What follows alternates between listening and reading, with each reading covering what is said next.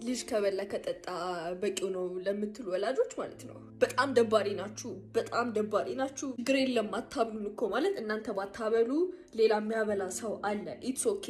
ልጅን የሚያሳድገው እግዚአብሔር ነው። አቡ ወላጆች እደጉ፣ ፕሊዝ እደጉ። በጣም በጣም ሕፃን ናችሁ። በጣም አላደጋችሁ። እንዴት ልጅን ማሳደግ እንዳለባችሁ አታውቁም ማለት ስላበላችሁ ስላጠጣችሁ በጣም ቢግ ዲል ይመስላችኋል። በጣምና ኢትስ ኦኬ ቆሎ ይብላ ችግር የለም ግን ፍቅርን አስተምራችኋል።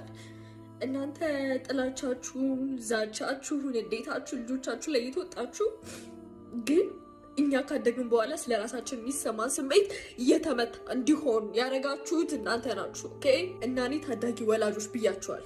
ልጆች እያለን ባሳለፍናቸው ነገሮች ካደግን በኋላ እንዴት ስቃያችንን እንደምን በላኛ ነን የምናውቀውና ከበላ ከጠጣ በቂ ነው ምናምን አትወልዱስ። ቆይ ማለት መውለድ እኮ ግዴታ አይደለም። እዚህ ጋር አፕሪሼት ላለማድረግ እኮ አይደለም፣ ግን እናንተ ባታሳድጉ ማለት ነው ሰንበዴልስ ያሳድጋል።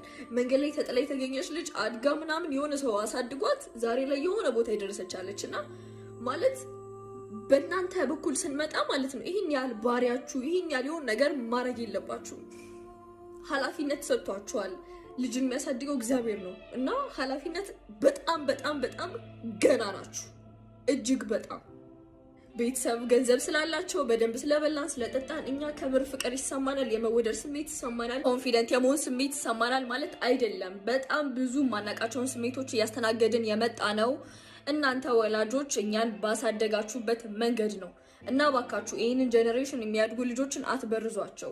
ፍቅርን መስጠትን፣ ፍቅር ማስተማርን ማለት እናንተ አሁን ላይ እንዲኖረኝ ይፈልጋሉ ብላችሁ የምታስቡትን ነገር እናንተ ሂል አድርጋችሁ ሂልድ የሆኑ ልጆችን ውለዱ። ካልሆነ ወይ አትውለዱ፣ በቃ አትውለዱ፣ ይቅርባችሁ። እና እባካችሁ በሽታችሁን ለግላችሁ ያዙት። እኛ ላይ አጠምጥሙብን። እኛ ጤንነት ነው የምንፈልገው። እኛ ሰላም ነው የምንፈልገው።